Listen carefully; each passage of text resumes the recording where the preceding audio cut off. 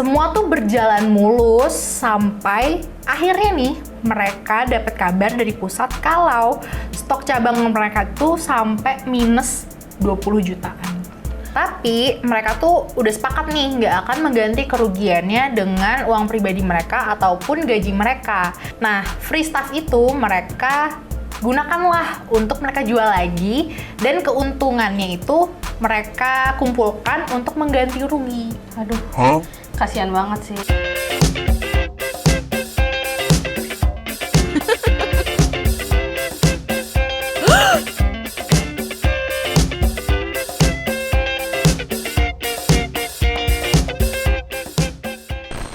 Hai workers, selamat datang di Cecep, cerita-cerita para pekerja. Nah, kalau misalnya di minggu lalu kita udah dengerin nih kisah tentang Mas Adnan, terus kita pada hari ini akan denger nih kelanjutannya dari cerita itu. Gue penasaran sih, dari kerugian 22 juta, sekarang ada apa lagi nih? Takutnya sih ada plot twist lainnya ya.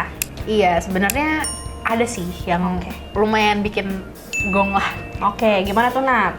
Oke, jadi setelah minus 22 juta itu ya workers, itu kan udah beres nih, udah beres permasalahannya, sudah diganti menggunakan uang hasil penjualan free stuff selama 6 bulan. Aduh, aku nggak relate sih yang kayak gitu. Iya, jujur nggak rela sih. Iya, betul. Ya kan? Oke, nah terus kerjaan mereka nih sebenarnya udah mulai berjalan dengan lancar nih, karena supervisor juga udah ganti. Gitu kan, udah jadi supervisor yang baru, yang Teman lamanya itu kan? Iya benar, jadi mereka satu tuh tim ya? Oke.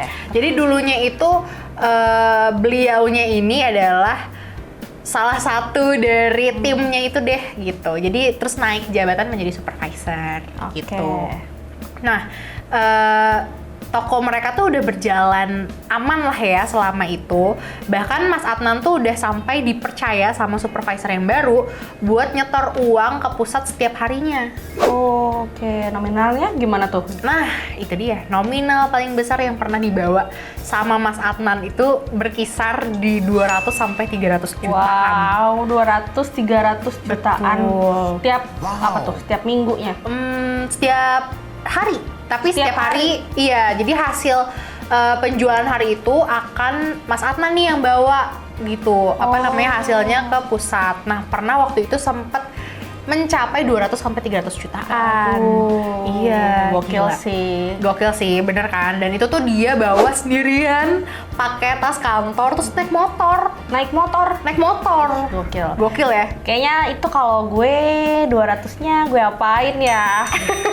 Lebih ke takut dijambret sih, jujur. Terus? Nah, tapi plot twistnya nih lah, sama workers, Mas Adnan itu tiba-tiba dipanggil dan dipindah ke pusat. Oke. Tiba-tiba aja tuh? Tiba-tiba, tanpa briefing, tanpa alasan. Bahkan sampai saat ini nih Mas Adnan udah nggak kerja lagi ya by the way di sana. Itu tuh dia masih nggak tahu alasannya tuh kenapa.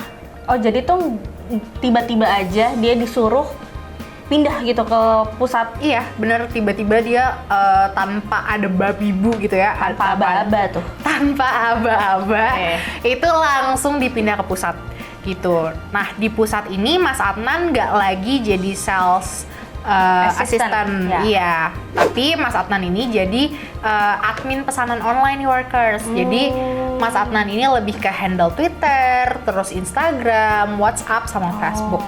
Gitu. Beda banget sih ya, maksudnya job desk sebelumnya dan yang sekarang ini. Iya, ya cukup relate tapi beda ya gitu. Nah, kadang tuh juga Mas Adnan nih bantu-bantu packing, terus ambil barang ke gudang, terus modelannya kayak palu gada gitu deh, kayak palu mau gue ada. Oke. Gitu. Aduh, parah berat ya. Tuh. Berat, jujur. Nah, nggak sampai di situ aja nih workers. Ternyata ada plot twist selanjutnya. Jadi Mas Deon alias supervisor yang lamanya itu ternyata dari pusat, ini kan udah pindah nih ke pusat. Ya. Terus ternyata dia pindah lagi ke cabang yang lama, tempat dia kerja sebelumnya. Oh, oke. Berarti pas Mas Deon ini pindah ke cabang itu, si Mas Adnan lagi di pusat dong? Iya, betul. Oh, jadi mereka nggak ada tektokan lah ya? Enggak, udah, jadi mereka tuh udah di tempat yang berbeda. Oke. Gitu. Terus? Nah, Mas Deon ini balik tuh udah bukan supervisor lagi karena kan udah ada tuh supervisor barunya. Ya. Itu Mas Deon balik tapi turun jabatan nih workers jadi staff biasa. Oke. Gitu. Bagus sih karena kan sebenarnya dia orang yang patut dicurigai ya kayaknya. Iya, betul. Sebenarnya memang belum ada bukti yang memberatkan, tapi gimana pun pasti curiga ya karena setelah beliaunya pergi malah ketahuan Kebongkar tuh karena kebongkar. semuanya, ya. Bener. Nah terus lagi-lagi kepindahannya Mas Deon ke cabang ini tuh nggak ada penjelasan, terus juga nggak ada pengumumannya, dan performanya pun mulai menurun nih workers.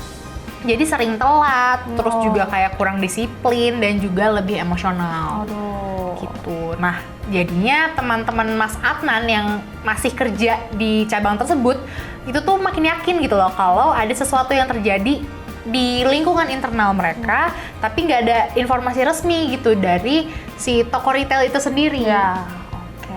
Gitu. Nah, Mas Adnan kemudian baru tahu nih dari orang gudang lama bahwa pusat atau kantor pusatnya tuh pernah juga ngalamin kehilangan seperti yang ada di cabang, yang kejadian di cabang itu. Kehilangannya barang juga. Oh, jadi stok barang-barang tuh juga hilang tuh. Dan itu lebih parah juga tuh.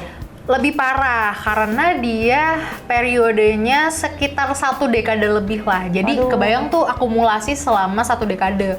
Nah itu tuh totalnya ya, sepanjang yang kita juga dapat informasinya, itu nominalnya bisa sampai 3-4 M. Gila sih, itu kayak Aduh.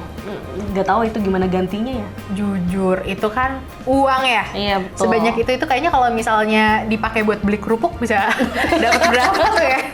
Bertonton sih. Banyak sih.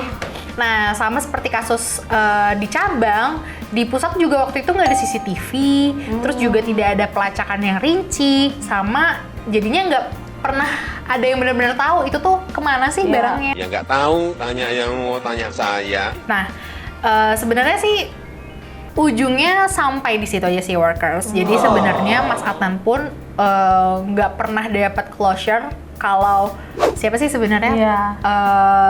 si pelakunya itu gitu, dan kayak apakah benar dia orangnya dan lain-lain. Cuma Mas Adnan dan teman-teman timnya yang waktu itu bekerja di cabang yang sama itu mencurigai satu orang yang sama, yaitu Mas Deon. Nah, dari pengalaman ini Mas Adnan itu ngambil 3 pelajaran besar. Apa tuh? Nah, yang pertama, percaya itu penting, tapi harus tetap realistis. Karakter orang tuh beda-beda kan ya, apalagi soal barang dan tanggung jawab. Yang kedua, tim yang solid tuh aset. Walaupun sistem perusahaan belum sempurna, rekan kerja bisa bikin semua terasa lebih ringan. Nah, poin yang ketiga, pengalaman pahit itu mahal. Dan kata Mas Adnan, kalau kejadian kayak gitu terulang lagi, aku sih nggak bakal diem ya. Dulu tuh aku masih terlalu polos gitu.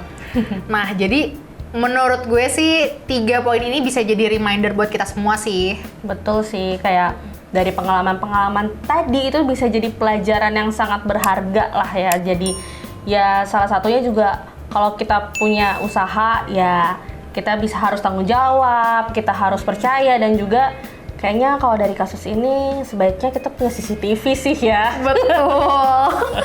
Investasi jangka panjang. Betul. Benar banget. Nah, workers, kalau menurut kamu gimana? Apakah langkah Mas Adnan dan timnya itu udah bener atau misalnya belum? Kalau misalnya kamu punya pendapat lain, boleh ya tulis di kolom komentar. Kalau kamu punya cerita seru soal dunia kerja, mulai dari cerita lucu, cerita cinta di kantor, sampai drama kerjaan yang bikin geleng-geleng kepala, kita pengen banget nih workers denger semua ceritanya dari kamu. Jadi kamu bisa langsung aja nih workers kirim ke DM Instagram kita @workerspedia atau kirim email ke ceritapekerja@workerspedia.id.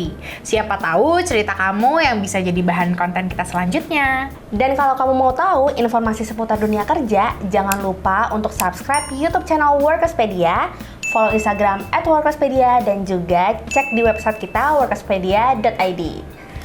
Sat, langsung dapat kerja di Workerspedia.